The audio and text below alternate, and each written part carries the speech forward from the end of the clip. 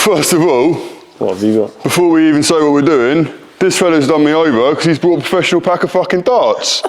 And I've got some plastic ones out of a wrapper, so I don't even know what's going on here. Well, we're doing close to ball, are we? Horrific. That is horrific. Right, this is a little competition, hard hat darts. It's 6 in the morning. We're about to film early. We're doing a little giveaway for you viewers. We'll let you know in the full episode. This fella's come in, he's picked the game, he's picked his own fucking darts, so I don't know what's going to happen here, because he's like a pro at this. The dog's going for him. Look, he ain't happy. He ain't happy with my competition. He's ripping my leg to pieces. Loki, come here. Don't be a dickhead. Do you want a dart? Right, the actual thing, let's do it. Right, ready? You can't see these results though. I mean, you've seen the warm-up, but don't get too excited. He's a blagger, he is. Right, welcome to episode 2 of the Hard Hat Mindset. I'm Jordan and this is Kai, and we are going to talk to you about what's coming up on this episode and what we're going to be doing. Right, so yeah, you've seen last episode, it was a lot of talking at the table. It was us trying to work out and get a bit of a strategy, but I'm kind of letting you guys know who we are. But moving forward, this is probably the last time you'll see just me and Jordan at the table, because we've got loads of exciting stuff coming up. We're going to Fix Fest. We're going to be going into London, getting on some sites with some lads as well in the next couple of weeks, interacting, doing some interviews and doing some giveaways, some competitions up in town, and interviewing some of the public that are in the construction sector. And we're going to start having guests on as of 2 or 3 episodes. So we've got a list of guests already ready to come on that have been waiting. And yeah, there's going to be a third man at the table, and we're going to start talking serious and starting to listen to other people's stories, interviewing people, so you guys can kind of get a bit of traction with seeing what's going on within other tradesmen in the industry, and hopefully you guys can get a little bit of joy out of seeing what's going on and kind of resonate with other people's stories. So you've just seen the dartboard competition. Don't get too taken away by Jordan's warm up, but I'm not going to. Your dog was attacking me. I'm not going to. Listen, he brought in professional darts, so I brought in a dog to do his legs. Showing him. Yeah, HR. Come on, one dart. Right, so it's one dart. You've got to hit the bullseye. We've both done it, and to win, you've got to subscribe to the YouTube channel, take a photo and send it in that you subscribe to the YouTube channel. You've either got to comment Jordan, me, or Kai there to whoever wins closest to the bullseye, and you will win. What are we going to do with them? £20 Screwfix voucher. So just to confirm, because Jordan's tongue twisting it. I'm tongue twisting the bucket. But it's all good. So we're going to put a short up. We've had 3 darts each. You saw the warm up. He had a very impressive warm up. But that was not it. So don't get carried away with his warm up. We've done 3 darts each, closest to the bullseye. All you got to do is comment on the short before the long YouTube video comes out. Say Kai or George, and then to validate the win once you've watched the video, because one of us has won, all you got to do, take a picture that you subscribed, send it to the DMs, that will validate it, and as soon as the winner has been shown on the video, and if you've commented the right winner, we will ask for your name, address, and we will send you out a £20 Screwfix voucher to buy some goodies. The best way to probably send it to us as well is on Instagram. Yes. DM us on Instagram. Just send over a little screenshot that you've subscribed to the YouTube channel. We'll note it down. All right? Right, so now we've done competition time, we're going to talk about what we're going to be doing in the future with, guests coming on. I think we have got a long list of people, haven't we? You've got people that have messaged you, I've got people that have messaged me. We're going to be picking one soon after this episode. I actually fly out to Rhodes on Friday. Just can't wait. Yeah, I've just got back from Croatia, so we're struggling a little bit with timings. But once we're winging this really, aren't we? Like we're massively winging. We're winging this, and we only come up with this a couple of weeks ago, really, and to get all the branding. So as soon as George's back, we're going to be kind of upping this and notching it up, aren't we? And being out and about a lot more. I mean, everything's been done last minute. That's why he's bought me an unflattering fucking XXL fucking t-shirt off Vistaprint. Mate, it looks like a bloody flag, mate. Look what he's done, right? He's dieting, right? I've lost a load of weight and I'm all insecure about it. He's bulking up, looking all good. He's got himself some like muscle fit one and bought me. Look at this. This is the same one. No, what size is it though? Medium. Yours is medium. What's this? Extra large. Double XL, medium. We're like the same weight now, and he's there looking all trim and like all beefed up. Look. So Some hats as well. Let us know if you like these hats. They are. They've just come in, and I've had a few people actually say to me when I've been wearing them, they'd like one of these hats. We don't know whether we might start doing merch, maybe later on down the line, but I think these are pretty decent too.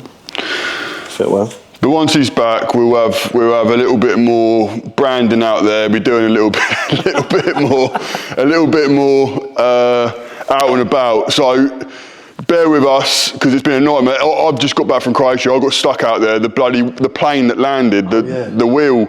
Listen to this. I was in Croatia airport. Literally waiting to fly. I think I got there at 4 p.m. As you know, no one likes going back to that sort of anxiety. You're feeling all minging, like the airport makes you all grotty. I've got to the airport. I hate flying anyway, but I just get on with it. Got to the airport, looking at your check-in times. It was Dubrovnik, so it was one of them really small airports where it's just, you know, like, Heathrow's so nice, isn't it, really? Like, you can just check in all nicely, you go in the lounges and that. Some of these little airports, they're just absolutely rotten. They're so hot, there's no shops. Once you've gone through security, you're literally just sat with a million people. So it's like that. We got through, and I've not had any luck with flying over the last year either. I've had baggage, lost everything. I'm not even going to go into that. We got into the airport, and first of all, come up with a little delay. Think, all right, here we go. Yeah. It is what it is. That's what I'm dreading on Friday.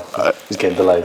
And then we're sat, this is now 2-3 hours on, we're sat in the queue, and some woman casually puts up in the announcement, casually, bearing in mind, yeah, like, I'm looking at like every single plane crash from ChatGPT, like prior to flying, of like, crashes in Croatia recently, not for 10 years, yeah, I'll be all right. Usually when it hasn't happened, it's probably when it is going to happen. Anyway, she just puts in the announcement, your flight has been delayed due to technical issues. The plane's come in, flown in, landed hard, and basically smashed up the landing gear. But we'll get you on there soon. I'm thinking, I don't want to... What, the same plane? Yeah, I don't want to get on that plane because I'm not being funny. Until that plane's gone out, how do you know the wheel's going to come back out? I would not get on that plane. Anyway, some woman in the queue's having a complete meltdown with her fella. Like, I'm not going on it, because they're basically saying they're still going to put us on it.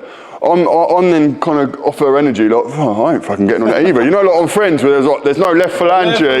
The left phalange's gone. I'm there, like, thinking, do I just shout there's no left phalange? Get everyone off this plane. Anyway, we're sat there for like another hour and a half, and then they decide to say, look, basically the plane's done and dusted, and that's even a worry that they're even considering it. So this was with BA. Now it's like late, right? Everyone's very twisted up. We've had to go upstairs. All of our luggage has already been put through security. We've had to then wait, get the luggage back out, and then in Croatia at Dubrovnik, there is no hotels near the airport. They're all like 30 miles back in mainland. So we had to go back into 30 miles in. Didn't really get to a hotel till 11. It was like the bloody hotel at the In-Betweeners, the movie, you know, when his head's next to the ant nest on the well. It was like that. And then everyone's like, oh, another 2 days at Croatia. You're thinking, do you know what? Like, it's not another 2 days, is it? Because you're all stressed, but hopefully you don't have the same. I was messaging you and you was like, oh no, I've been cancelled again. And I'm like, no, what's going on? Yeah. And the landing gears all smashed. So I was like, and then, listen, the next flight back to come back out, all the flights are gone. So I'm stuck there for 2 days. Can't get a flight back out. Booked with EasyJet, got to the airport. That one's delayed 5 hours because the window's blown out. Mate. EasyJet. Listen, take some Gorilla tape, make sure it's all taped up. I see there's a video once on Instagram, there was an EasyJet plane going out and there was a person filming out the window and he just wrapping some tape around the wing. But anyway, I've gone on a bit of a yeah, he'll be all right. So freeze just die. It might just be me next episode. No, I won't say stuff like that. But that's why it's been a little bit tricky because we just every time we've tried getting a bit of momentum, one of us has been a bit stuck with stuff. But when he's back, we're going to be flying and loads will be going on. Loads. Yeah. When is Fix Fest? We're trying to get in there. Fix Fest is the 30th of August, I'm pretty sure. Oh, that's coming up then, isn't it? We need to get that sorted out. Yeah, it is coming up. I've been speaking to a lady from a thing called Tradie Events. Her fella is actually Lee Trundle, the footballer. and they're organising a charity football match. And I've been in talks with her about what we're doing. So you might see us on this training events, and it includes some big names as well, like Joey Barton, Paddy the Baddy.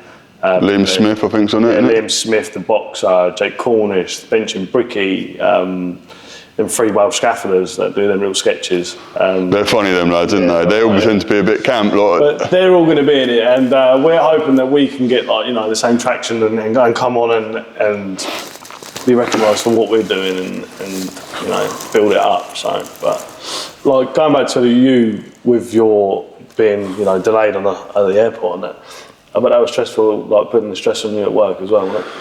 Yeah, I mean, luckily, obviously got a business partner that helps run this place, so gave him a bit of notice and he kept everything going. But I actually had to be at a site that Sunday, the day after I got back, doing a night shift with a new client on a massive refurb, commercial refurb. So yeah, it was stressful, and then like organising the lads as well, because I do the rotors as well, make sure the lads are all booked in. But luckily, I'll be honest with you, like I said, you can do a lot of stuff remotely now, so... I suppose you'd have had a laptop and all that, would you? Yeah, I always set my work stuff out. But I mean, from a physical point of view, actually being on site, yeah, it kind of let a few things down, but what can you do? But other than that, I managed to get things sorted out. But listen, if that was like a new lad starting on site and it's first week and you've had 2 days off, you ain't going to last, are you? They ain't going to give you the chance, probably. Oh, actually, just while I'm staring at it, you'll notice there is only 1 mug. Listen, this is actually... There's 2 mugs on the left. Anyone that's watching this that works in this warehouse for T&D Works commercial contractors, I've got cameras in here. Someone's sabotaged one of the mugs and I can't even find it now. We have 1 mug. I come in the other day and one was hidden.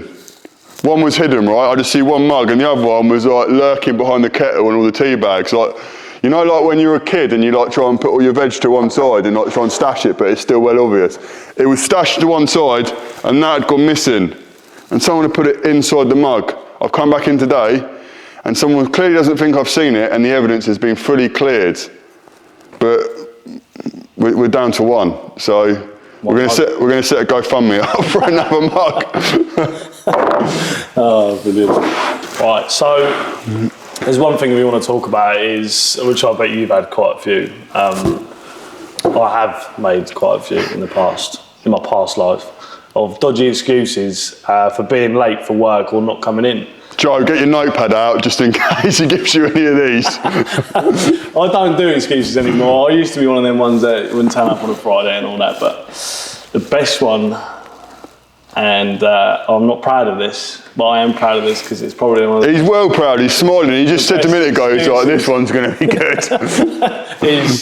I used to work for a fella called Danny, and back when I was, I had the addiction of cocaine and all. Quickly, Danny, if you're watching this, comment if you remember this and tell us what happened there. The boys that have watched this will know as well because they all got called in, right? So it's Sunday, I'm still mid-sesh. I'm in a Premier Inn with a couple of lads, we're just fucking having it. We're going down to the Wetherspoons below. It's just horrible.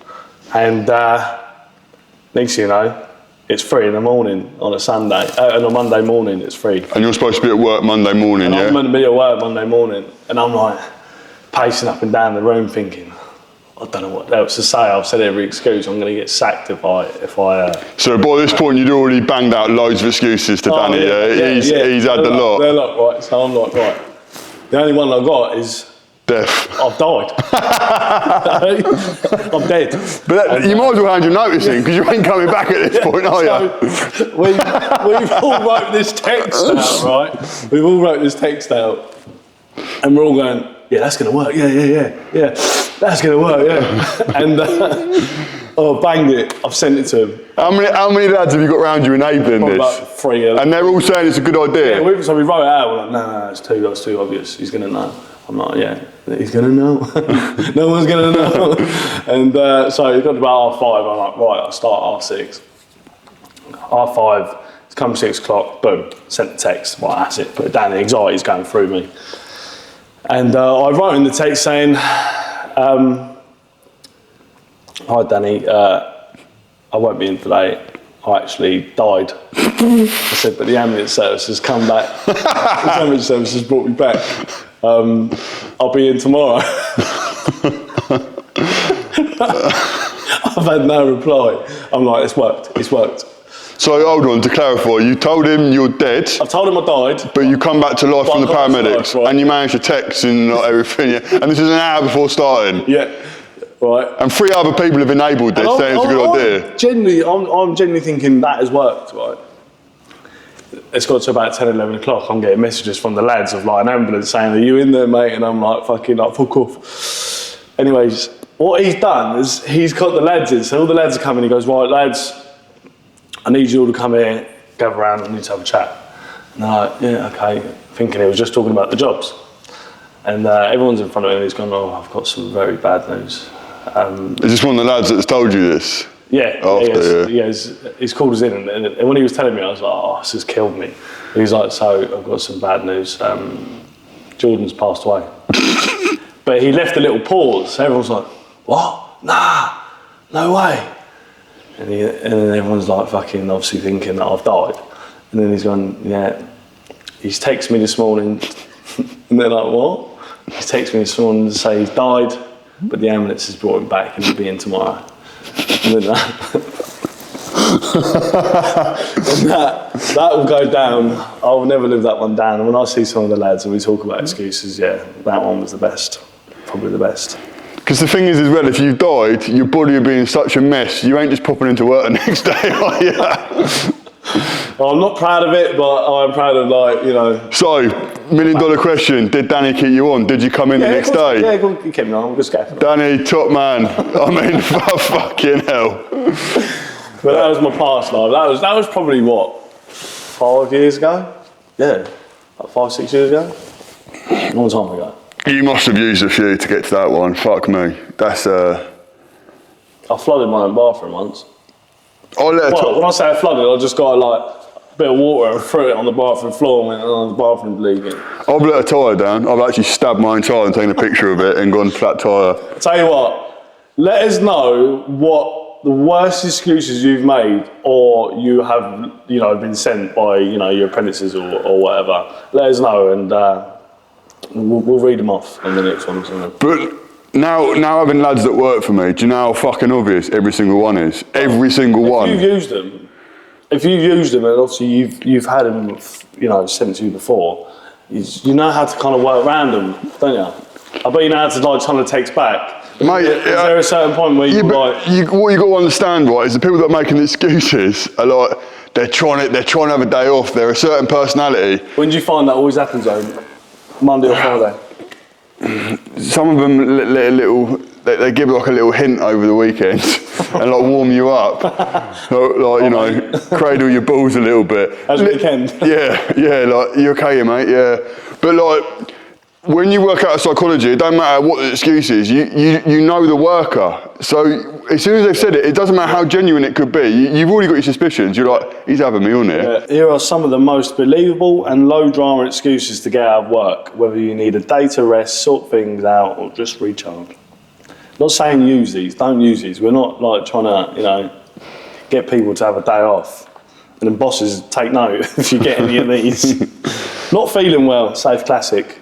Woke up feeling rough, sore throat, headache, don't want to risk spreading anything. That's when they try and do the river. I don't want to spread anything, mate. I don't want to give it to the other lads. Boys are more cautious post-COVID. You don't need a doctor's note for a one-day absence. Migraine. No, they're bad migraines, I do. Yeah, but how many people say they've got a migraine when they've just got a bad headache? Like, if you've had a natural migraine, they're brutal. Yeah, they're fucking horrific. Family emergency. Now that's a bad one. Because if you do not want to be, you know... That's bad karma, isn't it? Bad karma. Childcare issues. That's another bad one, isn't it? Yeah. It's as if applicable. My childcare has fallen through and I can't leave the little one alone. That's bad, isn't it? Fucking hell, ChatGPT. And these aren't reasons, these are excuses. These are excuses. ChatGPT's a naughty boy. Trouble/breakdown, that's you. Yeah, listen, you're not actually. You're not hurting no one, are you? It's a breakdown, it's not bad karma. So I had this... you got to replace the tyre after though, which is a bit fucking stupid, isn't it? It was 180 quid. So I bought this Renault Megane off my mate. 500 quid. Had no back window. It was all taped up just to get me to and from work. And I didn't taxi it, I didn't insure it, I didn't MOT it. We didn't have any when I bought it. I thought, fuck it, I'll just drive it. And I used to park it behind where I used to live in flats. I used to park it in the car park behind. And then I used to drive 45 minutes to work every morning. And one morning I woke up and I can hear out the window and I'm like, what's that? And I've looked out the window and it's only fucking, you know, like the Ravenscroft do work with the police, and it had a big sticker on it saying no tax, no insurance. They were lifting it off the high street. No. I texted my boss, I said, I won't be in today, mate, I've got no car. And he was like, put back, what do you mean? And I just sent him a photo or a video, like, I think it was like a mini video of my car just getting picked up off the high street and put onto the back of the lorry. So yeah, do you remember that van you sold to my pal and you kept getting all speeding tickets through? Do you remember that? What one? What was it? You were living down in like Cove, like Farnborough. It was like a little something Nemo. It was a tiny little white van. Oh. And my pal bought it. There was no V5 got transferred, and then he kept getting speeding and parking tickets because you kept messaging me like, "Can you tell your pal to sort this out? I keep getting tickets." Do you remember? Yeah, that was years ago. Nemo thing. That's it. Yeah. They're like a little Peugeot Bipper van. Yeah, that's it. A Bipper. Oh, that's a brilliant van. That was. Doctor or mental health appointment. Now that's another bad one. Oh, mental health though. This is actually a bit of a serious one, isn't it? Because really, especially this now being a hard out mindset, mental health. I don't like it when it's misused because there are lads out there really struggling with it, and it puts the lads that are struggling can't use it if they are having a bad wobble, and that is used now, isn't it? Massively. Oh, it's stupid. It's stupid how much it's used. Stomach bug. One day wonder. No, they're the top 7, he reckons. Don't use any of them. They're horrific. They're rubbish. Just say you died. Don't say you died. Oh. Right. So if you've got any good ones, comment them in, and yeah, we'll be looking forward to listening to the best ones. So I want to talk about. We want to talk about workplace banter versus bullying. So to a point where you're having a bit of banter and then it starts to become bullying. And we had this the other day. I heard a story about a young lad that he's an apprentice at the minute and he's learning his trade, and his dad works on the firm as well, and he was working with this other, so his dad's out doing other bits, but he was working with this matey, and because he's learning, he's only young, he's like 17, 18, because he's learning, he's not as quick, obviously. And this is in scaffolding. He's not as quick. Well, obviously with scaffolding, it's like go, go, go, go, go. You've got to keep on top. But this day and age, the younger lot, you've got to kind of teach them a little bit different. And he was working, and I think that the guy that was doing it, he was, on him a bit. I don't know whether it's true or not, or whatever, but it was getting to the point where the young lad was feeling like, proper pressurised, proper bullied about it. So we want to know a little bit about, what's the point where it goes from banter to bullying? Have you ever experienced anything like that? And have you ever had to pull someone in for a chat to say mate, complain about how you're talking to them, or do you know what I mean? A little bit. Obviously within construction, if you're working with your mate, you speak to them like a piece of shit, and they speak, but that's your banter, isn't it? That's how you work with each other. I think when you've got firms that have got the day ones that have been there for a while, the older lads, that kind of bit of pride comes in, doesn't it? That they think they're the best. It's my way or no way. When the new lads come in, they then treat them a bit difficult. But I think if that person's slightly vulnerable, or like you said, younger with less experience, I do think there's a massive pecking order on site where a lot of people do put pressure on each other, and sometimes what you think is banter is actually, I've seen it with some of our lads where I think it's banter, and actually I've worked out it ain't. I'm thinking, them lads are having a good laugh at each other, it's a little bit, but some of it's actually, it's come from a third party, that ain't actually banter, they've got a bit of a problem with each other at the moment. Oh really?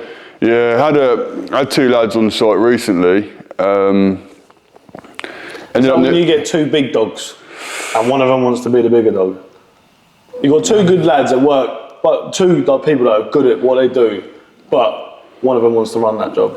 Yeah, I think that it's difficult. If you got too many chiefs on site and you got one job that needs one chief, then that's always a bad move from a boss to put two chiefs on. Like, say, I don't know if you've got a scaffolding job, and I don't know what levels of scaffolders there are, but it's Kieran, mate. If Kieran's on the job, we listen to Kieran. but then if you put another Kieran on Kieran's job when they don't need to be, he's going to get the hump on, right? Well, no, they'll clash. And that's not on Kieran. That's just on anyone, right? Yeah. If you're putting someone else in the mix when they don't need to be there. But I think I've had times where we've just had to kind of buddy guys up because it's just the nature of the job. Yeah, like, there's been a few jobs where it's all the lads have had to go there just to get it done. But normally you kind of, once everyone knows where they stand, you work well. But yeah, there has been a few times before, like years ago, when I worked for this lad, and he was bullying this young lad who just started, and he was a nice fella, this young lad, he was a lovely fella. He'd always put 100% effort in, and it wasn't until I used to hear stories like, get back and like, oh, they put it on him a little bit today, and I'm like, what do you mean? And I'm like, yeah, this is when I used to run the phone with my dad, and they used to put it on him today. Like, what do you mean? Like, he was carrying up like 5 5s on his shoulder, coming up the ladder, and then they've slid the handrail over him, and then just stood there and held like a bottle of water. Yeah. Everyone's laughing, and he's laughing. And I'm But like, he ain't laughing inside, is he? That's not banter, that's fucking straight up bullying. And you don't want that like coming back to you as well. Like, obviously, when you run the phone, like, oh, you know, you don't want that getting out. You just treat your lads like shit. Like, I think the problem is when you get the young lad laughing as well, then no one realises. But that young lad's probably going home, he's probably petrified of the older lads, and he's just going along with it. He's getting home feeling like absolute shit. I remember working for firms when I was a young lad, like 16, 17.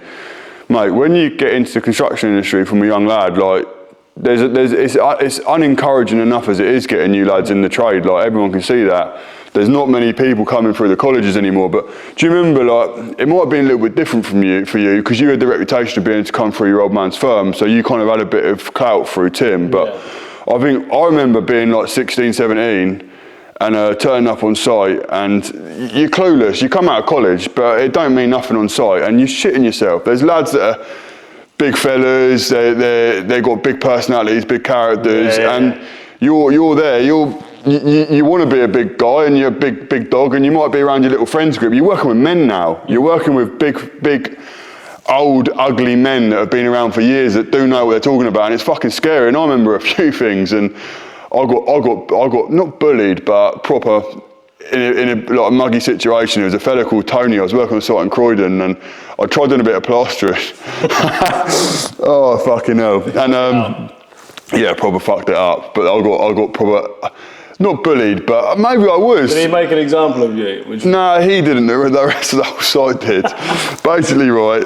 Sparky come in and put the sockets in the walls, like in the metal casings, and Tony, this site manager, was like, yeah, basically bond them all up. What he meant was obviously just bond around the edges to make it all good. I wouldn't have a clue, I've never done plastering. Yeah, but I was supposed to know what plastering was, and he was like, right, you work on the weekend, I'm not going to be here. What I basically done was mix a load of bonding up, and like, obviously you've got the metal sockets. I don't know if we've got a few in here. The boxes, the metal boxes. You put them in, you obviously drill them in, and you put all your face plates, all your wiring goes through for your plugs and that. Yeah.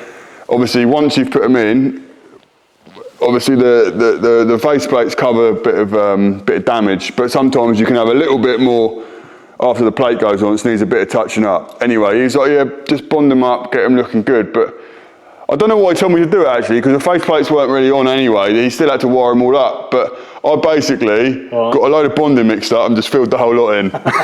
Sparky come in, like he had to, I filled it up. He couldn't get his wires in. I just filled the whole lot up with bonding. The boxes had to be ripped out. I had to get an SDS drill, break it all back out. Anyway, like, I was young though. Like, I was 16, 17, yeah. I didn't have a clue about plastering. I just literally learned how to bang up a bit of a multi-finish and just do a bit of skimming. Yeah. But I wanted to earn a bit of overtime and try and like get a name and get good at things. So I was always very keen. But sometimes being too keen and being too proud, you don't ask the questions. Mate, I'd done about 25 sockets, mate. There was a mansion, mate. I felt, mate, the plasterer came in. His name was Josh. A lot older than me, like good-looking fella, tattoos at the time, probably my age now, like a bit of a geezer. Yeah. And he come in, and we got on like before. But I was only I'm just a young apprentice there. What have you done? Yeah, he was like, he basically was like, you're fucking retard. And then it basically all went round site that like, basically, you know, fucking idiot. I thought I was doing what I was doing, I hadn't been explained to it. But mate, do you know what, after that, I felt like shit being on that site. And all I was trying to do was be my best, but do you know what, I didn't want to be on that site anymore. And I laughed it off like that fella probably did. But mate, I got home after that, mate, and just felt like, so belittled, so fucking inferior, like, I didn't want to be there anymore, I felt like a fool. Yeah. And I was like, I don't want to do this anymore, because the banter weren't banter. No. It was, I'll tell you another good one as well, mate, this is bad as well. You're going to think, how the fuck is he running a company now? But this is how you learn, right? I was working for a company called Landform, really good landscaping company actually. They might even remember this if somebody watches. We're doing a house down in Winchester, and because I've done everything, and I am actually pretty good at things now, just to let people know. I was on a little track dumper, the stand-on ones. Yeah. It wasn't a stand-on one, it was a sit-down one, but it was a one-tonner.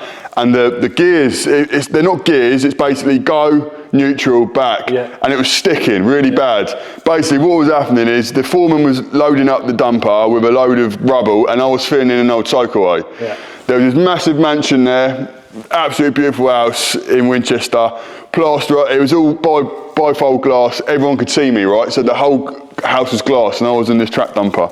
He's loaded me up, there's this massive cycleway, mate. I've kind of worked out, you've got to get it in neutral, and the dumper was still moving a little bit, but it did stop eventually. Mate, I've gone towards this cycleway, mate, sat on it, everyone's watching. I've tried being proper smart here and like tipping while I'm moving, thinking, done a few runs now, thinking I'm all right at this. Yeah, I ain't got to stop now and tip, I'll tip and move. Yeah. I've tipped and moved, mate. I've tried getting back into neutral, it's still moving, the front wheel's going into the cycleway, mate. I've gone into the cycleway with the dumper, full crowd in the bifolds, like, fucking wanker. Mate, literally, I got stuck in the cycleway, mate. The digger man had to come along, strop it, and then like hoist us all back out. Mate, the shame when I got hoisted out, like, I was like, hoisted out this dumper like that, and everyone was just watching. Mate, it was so embarrassing, mate. And like, do you know what? The steering wheel was all bent round. Aye. Mate, I was on like 1,200 quid a month. They're like, we're gonna have to take that out of your wages. Mate, honestly, that as well. Like, once again, just trying to be keen, but like, I think young lads, you've got to encourage them and teach them and learn and show them what to do, not fucking have it out with them and bully them. If I ever get any lads, like, I do get impatient with them, but then I kind of stop and I think, right, they're just trying to learn. I always just say to him, always have 5 minutes, right, as soon as you put up to a job, you know, get the lorry ready. While we're looking at what we've got to do, get the lorry ready, you know, unstrap the boards, you know, pull the backs down, get the buckets ready. If we're putting up a job, fill the buckets up. If we're taking down a job, make sure they're empty, bring them to the job.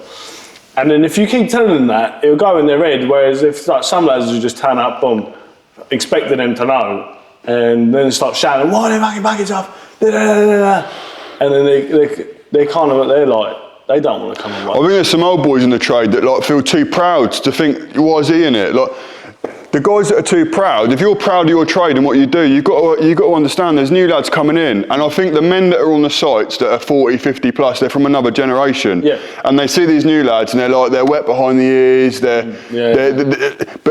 Look, guys, it's the way it is now. You've got to teach them the ways. If they've come in and they're these social media kids and they're trying to learn the trade, fuck me, give them a hand up. Show them what it used to be like being a man, being a lad on site. Yeah, 100%. Whereas if you're taking a piss out of a lad, you know, all women for that fact, you know, that are coming on. He's learnt now, look, after the feminist comment, he's getting women involved now. Yes, yeah, there is men and women on site now. So, but yeah, if you're just, you know, showing them, if you show them at the beginning about how to do their job and what you want them to do, then you should expect them to do that. If they're not doing that, yeah, shout at them a little bit, so, you know, just kind of buzz it back in their head. Especially if you get ones that are stoners. It's always the young lads that are stoners, isn't it? You get stoners that come in. But then it's like, do you know what? Some of them, I think, just banter versus bullying is one thing, but then sometimes you just get an absolute fucking idiot that turns up on site, and I think the banter gets aimed at them because they basically ask for it. And I don't mean that that's condoned, but you get lads that know they're not going to be on site for long. They're almost using it as a bit of a stopgap. Yeah. And I almost feel like they do take the piss a little bit out of the lads that are doing it for a living, because they know they're going to be there for long, and they don't make any effort. They're fucking useless. And you tell them and you tell them and you tell them. I just don't think some lads are cut out for it. No. But that, once again, that's an honest conversation from the boss to go, look, because at the end of the day, whether that person's good or bad, yeah, you can't let someone get bullied because they're not right for the job. You've got to get them back out. We had a lad recently, mate, he ain't cut out for it. No. He weren't cut out for it. He come along, nice lad, but it just wasn't for him. It's not for him, yeah. And it got bad. That actually got bad. I'll be honest with you, that got bad. Job up in Manchester, they had to do a gym floor, break it all out. It was a treacherous job. It was in a gym. Started off being day work of all the members there. Became an absolute nightmare. People were moaning about decibel readers and that. It turned into night work. It was echoing. It was hard on your ears. Yeah. Getting the gear up and down was bad. But the lad really started struggling, and he started really bringing down the rest of the team because of his struggles. And instead of trying to deal with it, he started having a meltdown, like a really bad meltdown. He started calling up his partner, saying that he couldn't handle it, bringing down the energy, so then everyone else started getting flattened. But then that kind of turned their energy to then start kind of almost coming together on him because they were getting fed up of him. Yeah. But no one kind of took a leadership role to go, right lads, calm down in the end. But he was coming up with silly things, like the boys were having to carry all this ply up and they were just getting on with it, and he was there chucking himself on the floor saying he'd broke his spine, and he's like, I can't do it, I broke my spine and stuff. And the lads were like, if you're not going to do it, you're getting paid the same as us, just leave, just go, because you're making it worse. And yeah, it ended up getting a little bit nasty up there, and I got a few phone calls, to be fair, and it did get a bit horrible. And do you know, the sad thing is, he was a nice lad, the other guys were nice lads, but I find, you probably see this a lot actually, and it can end up causing maybe banter, bullying, a bit of anger. When you got one lad, and I bet you see a few of them, that's always on the phone or doing a little bit less than everyone else. And that's one thing I do notice. When you got lads grafting, when they see one person not pulling their weight, that is a trigger for other lads, isn't it? And that's what causes, I feel, workplace problems. Don't get me wrong, like, if I'm working and I'm like, right, I've got to just have a phone call quick, you just let you know, the foreman know, or whoever's in charge at the time. Say, look, I've got a phone call quick. Especially if you ain't had a break or whatever, just say, look, I've got a phone call quick. Have your phone call, and they're like, yeah, no, cool, sweet. It's the ones that, when you're in a chain and you're trying to get the gear down, or you're trying to get the kit to wherever, that they're walking off and they're on the phone, and there's one labourer that's doing all the work. Yeah, that is a lot. That can cause a lot of tension on site. Like, home, was it phone times for home time, is what some of the lads say, but yeah, no, that is annoying, especially when you're, you know, trying to get the job done. You've got a time scale to do it, and especially if you've got another job after as well. We need to get this done, but there's loads of firms where people are like that. They call each other BT or, oh, fucking hell, here's Vodafone, you know what I mean? Like, because you're on the phone so much. But yeah, that's another one. Right, episode 2 wrapped. It's been another one where we've just been kind of chitting and chatting about just a few topics, like I said, for obvious reasons until we get going. Episode 3, you will see a guest on this podcast, which we're really excited about. We've got a load lined up, loads of drama.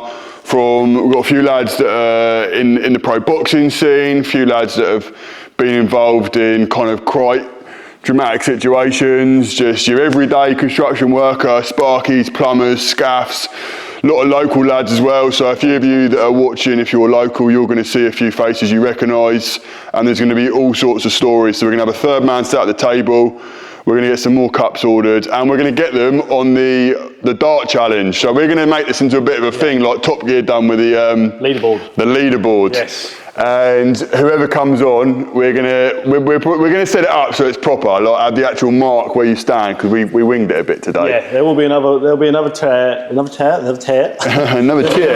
We'll be there. So yeah, there'll be a leaderboard with the guest name on. And every time a guest comes on, we'll do the challenge. They come on the leaderboard, and then at the end of the month, I think that we're going to do whoever's at the top wins a big prize. Stay tuned. Make sure you like, subscribe, and comment. And we'll see you on episode 3. So we're just doing 3 darts closest to the ball, yeah? Yeah. You're getting pretty close to the fucking board there as well, mate. Oh, we're doing beyond here, aren't we? Oh, mate. That's hard to beat, isn't it? Give me them fucking darts. Fucking cheeky. These ain't too bad. Oh. Oh. Oh. These darts, mate, they're like magneted to the fucking bullseye, you jammy bastard. Well, you won that one then, didn't you?